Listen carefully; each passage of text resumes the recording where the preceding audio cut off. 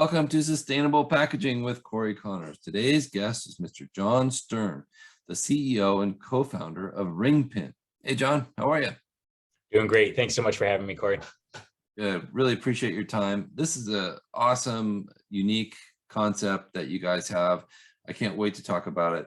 But first, tell us, how did you get here? What's your background? Yeah, grew up in Michigan along with my co-founder and always wanted to live somewhere warm. So actually almost exactly 22 years ago, it was sometime this day or the day before or after, I packed up from Michigan and moved to sunny San Diego and never really looked back. Yeah, I've always been in technology since then, working in startups, e-consulting, ISP, a poker app, a baseball card app, a lot of different projects and platforms, but always been in technology and loving solving problems using technology. And met my wife almost exactly 9 years ago. She was from Brazil, but vacationing in San Diego. And shortly thereafter, we had 2 kids. So we've been pretty busy. And as you know, I was just volunteering in my kids' school about 20 minutes ago and ran home from there. So I've had my hands full today, but that's what brought me here right now. I love it. And we had to reschedule this episode just by an hour, just because family first, right? Well, I took your lead because you posted about your commencement speech on LinkedIn this morning. So I figured it would be okay to ask you to modify the schedule, and really appreciate you being flexible because it meant a lot to me to be there for a slushy day in my daughter's first grade class. Slushy day will only happen once. This podcast can happen anytime. So I totally, I'm in, man. I love it. Well done. I appreciate it. Thanks again. Yeah. So let's talk about Ringpin. What is it? How did you come up with this idea? It's, in my opinion, totally awesome. Well, thank you. My co-founder and I have been talking about, bringing digital engagements to physical products and places for a long time, but we didn't really, kind of see the way in for many years until the pandemic came around. And as we all know, QR code adoption really took off during the pandemic, but we didn't think QR codes going to static pages were going to be the thing that, captured people's attention. Instead, QR codes going to personalized pages that are dynamic or personalized experiences customized for whoever doing the scanning was really what was going to be the difference maker. So we started experimenting, pretty much right at the beginning of the pandemic with a lot of different use cases in different industries to see where we could really help out the most. And now it's been almost 2 years since we started, 1 year since we officially started the company. And we've really found some interesting use cases to help brands, engage with their customers more places and from, more different types of products and packaging. So it's been really exciting. And we create those personalized experiences using a powerful API that can plug into any other system and pull data from another system in order to compile it in that page when someone scans. So yeah, it's been really fun to experiment and see what works and learn from what doesn't. So I like to assume that people don't know what our acronyms mean. So what does API? That's a good one. Application protocol interface or application programming interface. One or the other. As you can tell, my co-founder is the technical one. I'm what's called our non-technical founder. But what the API basically does is allow 2 machines talk to each other, and you can pull data and transfer data from one to another. So we can plug into any other digital system and populate our pages with data from another system. That's incredible. So can you give us an example, like a cell phone to something else, or how does that work? Yeah, a really good example is a big real estate company that we're working with. They own a ton of malls throughout the US, and they have over 450 pieces of property with over 9,000 units. And we put QR codes on all their signage. And when someone scans, it geolocates where they are. And then based on where they are, it serves them the appropriate unit information that they must be interested in and which property manager to talk to. So the API, what it does is it talks to their database and says, hey, someone scanned here from San Diego or wherever they may be. Which unit is closest to where they scanned from? Let's show them that one and who they should talk to in that area. So it kind of takes all the friction out of the process, plus makes the signs dynamic and that they only need one QR code on each sign. They don't need to keep on replacing it every time a new unit becomes available, a new property manager comes on, stuff like that. That's amazing. And talk about sustainable, because now you don't have to replace the signs every time there's an update to the website or an update to the listing. What a brilliant concept. I love that. And the managers were having a hard time figuring out which sign went where, and they couldn't get on site to change the signage and all this type of stuff. So this is going to solve a lot of different problems for them. We have other ones. We work with a lot of beverage brands, You can see they put the QR codes right on the beverages and everything. And those they can geolocate also. So when you scan a beverage and you want to buy more of it, it can tell you what store to buy, or if you want to leave a review, you can leave a review right there. Just really make it easy to run whatever digital campaign you want from wherever the person is. Amazing. Do you think the QR code will ever replace the UPC, the Universal Product Code? I don't really think I know enough to know. I think that there are going to be digital activations from physical places always going forward. Just even on, 2 days ago, Apple's developer conference announced that the phone tap to pay, where you can bring one phone to another phone. So these are all different ways, whether it's a QR code, a UPC label, NFC, where you can, just be in the general vicinity. I don't know which one is going to be the one that wins in the end, but in the end, for us, we don't really think that any of those are the key. They're all just the method to get from one place to another. And it's all about what happens when you get to that next step. So our system actually works with any of those ways that I mentioned, but right now, because of the popularity during, when people had to use them for menus during the pandemic, we're going with QR codes, but I don't know if that'll be the one that ends up, winning overall. I'm going to tell you a quick story that will make you very happy. I was driving through Dairy Queen with my family. My kids wanted ice cream. They love Dairy Queen. And there was a giant sign that had the biggest QR code I've ever seen. And it said, "Scan me for a menu," because you couldn't go inside. It was the pandemic. And the light bulb went off for me. Like, oh, this is the future. What are we doing? This is how it's going to be from now on. And so when I had the opportunity, I think our mutual friend Sarah Scudder introduced us. She's amazing. And when I found out what you do, I was like, this is the guy I want to talk to. This is awesome.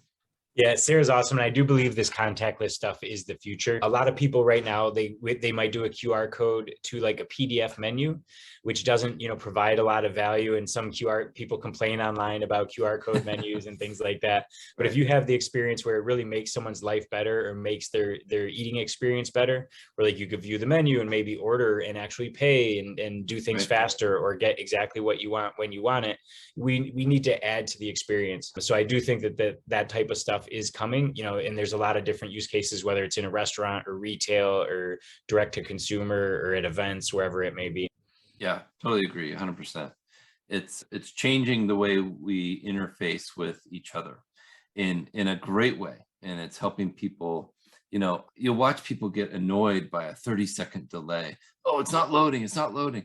So, it's incredible how the expectations have risen so much that we have to just be precognitive almost, let's think about what they're going to want before they even want it, But yeah, anyways, how does this, because this is sustainable packaging, how does this relate to sustainable packaging? Yeah. With a product? We have a lot of our customers currently using it for sustainable packaging initiatives, some to just, kind of display what they're doing with sustainability and use it kind of like as, media or marketing, so they can put it directly on their packaging, directly on their products, on inserts within their products or shipping labels, so many different ways. And in, a lot of the different ways are, it can reduce, one easy one is reduce the amount of paper and products being used, because you can eliminate the number of labels that you need because the QR code can hold that information.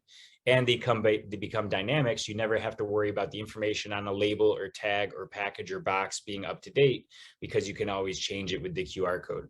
So the elimination of materials is one super easy way to make it more sustainable, but there's a million other ways that it can help also. I saw you linked to the scrap. People could put QR codes on boxes that lets them download the app really easily, or get really easy instructions on how to recycle whatever the product or packaging is that they have. They could also really easily get like assembly instructions, or something fun where you could scan everything that you're about to recycle and you start building, how many trees did I save? Or what's my, offset that I've done for the environment? And you can even gamify, recycling and taking care of products and packaging the right way. So I think that there's a ton of different ways to do it. And it's something that a lot of brands use to set themselves apart against other brands, is how good they're doing for the environment and how much they value sustainability. Opportunities are endless, and I'm totally excited to show the people that are watching. Now, if you're not watching on YouTube, just wait, the episode will come out soon.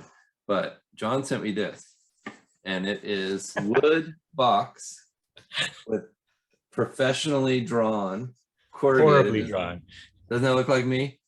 But I love it. I'm so thankful for this. Flattering will get you everywhere with me. This is the QR code. And when I scanned it, it brought me to a pull down list of scrap recycling demo. I thought that was awesome. It showed me a couple other things. Tell me how that works and how you were able to do that. And thank you so much for the gift. Not only was it an awesome gift from our friends at NOMS, NOMS cookies. The cookies look amazing. I can't wait to eat one. Totally sustainably packaged, all corrugated, all reusable wood. Awesome. Thank you. Well, thank you. It's our friends at NOMS that really make us look good with those boxes. And I always knew they would be a home run with everyone I sent it to. But then once I started drawing my horrible profile pictures, now I get scared that maybe people are going to hate them. But either way, I wanted you to get an idea of what we do, because it's always better to see it in person and in action than have me sit here and explain it. So what we did was we just created a really simple page for you using our no-code page builder that allowed me to give you a personal greeting video, to give you examples of, what Ringpin does, and also ways for you to get in touch with me. And that's the same way that a brand that's sending a product to a customer can give them a personalized experience as well. And we can integrate with a platform like Shopify to get all the customer information. And then everyone that gets your product could really get a personalized greeting along with it. And what's key is, with those personalized greetings, we also want to drive actions. So if when someone gets their product, they're usually the most excited that they'll ever be. It's a great time for them to leave a review, refer a friend, make another purchase at a discount or something like that. So we're all about making the customers happy, feel like they got a personalized experience, and then making their life better, making whatever action they want to take easier. So it was really easy to spin up that page, and it's mostly just scared that you're going to hate the drawing. Honestly, I love it. I can't wait to show everyone about this. I'll make some posts on TikTok and LinkedIn, but so let's take it back a little bit. So I'm the customer. I have a sustainable packaging podcast I want to promote. I come to Ringpin. You guys will build the QR code, or you create that in a program, and then you'll build the back end of that where the customer will come to. Maybe they could book on my podcast, maybe they could sponsor it, maybe whatever the case may be. Is that kind of how it works? Yeah, I mean, it's usually half and half, whether we build the pages for our customers or if their design team comes in and build it themselves. Like I said, we have a no-code platform. That page I built for you took me about 2 minutes, and I'm a horrible designer, as you can tell from my drawing. So we build some of them, and some of them give us designs and put it in the platform, but it's really easy to build those pages. The thing that we do is the API integration that allows us to populate those pages with unique information.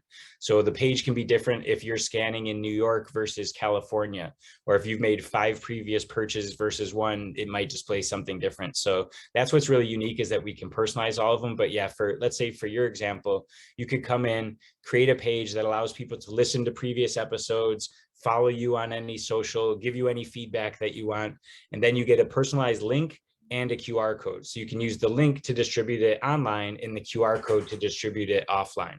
So it's just making you have more touch points to reach people. And a lot of people use them as link in bios for podcasts and stuff like that, to make it really easy for people to subscribe, leave reviews, download episodes, stuff like that. That's a good delineation, because a QR code online doesn't do much good, right? Exactly. Because you're generally looking at the internet on your cell phone. So you can't scan something that is on, that's kind of the missing thing. But then you fix that by providing a link that's scannable or tappable. Clickable. And it's short and customizable. So you get a really short one that you can put it in any social, and it works really well. And then if you want to go the step further and send people gift boxes like NOMS is a great partner of ours, and they would burn those QR codes on the boxes of cookies. And to be frank with you, whenever I send those, I get at least 95% response rate from the recipient. And I don't do it in the very beginning. I usually know someone before I send it to them. Sometimes you don't want to send someone a gift with a horrible drawing of them before you talk to them. But when I know someone and you use it in the right place in the customer journey, it works really well and it's super effective. Yeah. Well, I was blown away, and I'm glad we rescheduled because it just showed up 20 minutes ago. The timing was awesome. Excellent, excellent. I thought of good use for this, and maybe this is something you've thought of as well, is instructions on assembly. Mhm. Have you used it for to take someone to a YouTube video or some kind of a video? Yeah, absolutely. We've done it, so that people can assemble the displays within stores. So we had one that was like a 5-step video, and you would do step one, click next, go to the next step. Oh, Real cool. easy to show how to display it. But then the other really nice thing is at the end, because all of our pages are interactive, you can take a picture of it and submit the picture saying, hey, I put up the display, it's in the proper location, it's made correctly. Here you can review to make sure that it's been done right. So not only do you make it easier to make the display, you can kind of get the verification that you did it right, you put it in the right spot and all that type of stuff also, without needing another, set of boots on the ground in the local location. Just brilliant. Just brilliant. Any other uses that are pretty popular for your customers? Yeah, there's some really fun ones. And, the ones that I sent you just go to a web page. We also build little mini app clips. So it's really nice, and something that we could do for Scrap also is that you don't need to go to the app store and download these apps. They sit on your phone only for 12 to 24 hours, depending how much you engage with it. And you get all the benefits of an app without needing to go to the app store. So it gives you the ability to send push notifications, make Apple payments, things like that. So we have a ton of flexibility. And one of the fun ways that we use that is we allow our customers, our brands, to let their users create user generated content, or UGC. So they put a great example was a brand put a QR code on a bus that went to Coachella, and you scan the QR code on the bus, and then it lets you take a selfie, and then you post that selfie to social media tagging the brand. And now the brand gets social proof and user generated content directly from, either a bus or the packaging or whatever it might be. So we love all those fun use cases that really, do customer delight in addition to engagement. And that also touches on, with those app clips, you can do instant payments. So you could scan something and do one click, like Apple Pay or Stripe Pay or anything like that as well. That sounds perfect for, like you said, a Coachella, a festival, a concert, maybe a large meeting with a bunch of people from a company. There's so many legs here. This is amazing. I love it. Awesome. It's been fun, but that's, to be upfront, that's also been one of the challenges, because when we created it, we're like, oh, this would work great in real estate, this would work great in automotive, this would work great in packaging, in retail. And to figure out where we were going to go after, because we did see strong signals from a lot of those different places. And we are finding overall that it does work in a lot of different places. And it's just hard to come to market in so many different industries. You're almost too good. Right. So I wouldn't say that, but we have a lot of flexibility. Well, that's nice, because you need that nowadays, especially. And you've mentioned Scrap. My friend Mikey Pasciuto from Scrap is an amazing guy, and that's such a neat company. So you've worked with them in the past? I actually just checked out what they're doing because I thought it was really exciting, and we want to get on more boxes and packaging. So I thought we could do some sort of integration where we'd even know like what the product is, and it could give you unique recycling instructions for each product. So each box or product gets its own unique, QR code with those special instructions. So I haven't worked with them yet, but we always like to figure out cool technologies and figure out ways that we can bring it to more people. Yeah, they're a great company. I know they're actually down in San Diego at some kind of event this week. So I'll have no way. Yeah, Mikey or Scrap, someone from Scrap just posted about that. After this, I'll connect you with them, because they're super cool people and with the best of intention. Mikey they just want to recycle. They want people to recycle. They want it to be easy for us common folks, which even people like you and me who study packaging and know about it, we still don't know everything. And so they want to make it really simple. Absolutely. We'd love to help if there's any way that we can. I think you guys would be a good partnership.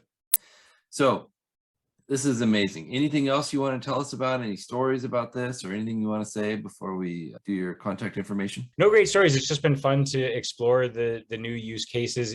We've been talking about and thinking about QR codes for so many years, and it was basically a dirty word here in the United States. Everyone would tell you the horror story that they had with it, or how they tried a big campaign and it never worked. So it's been fun over these past 2 years to see people's attitudes change, and us actually getting incoming people saying like, hey, we want to see what you can do, instead of like, getting hung up on or doors slammed in our face. So it's an interesting market opportunity, and we're really excited to keep exploring it and see what we can do. I think you're at the right time to really push this. I wanted to show a couple of the flavors because they looked really good. Peanut butter and jelly, Noms, and confetti sugar. Confetti, my family, vote for the confetti for sure. Thank you. And if you're listening, please send me cookies. I love cookies. Thanks again, Jon. I really appreciate it. Thank you, Landsberg Aurora, for sponsoring this podcast. If you're listening, make sure you've subscribed so you don't miss the next episode. And please give us a review. We really appreciate that. Thank you so much. Thanks for having me.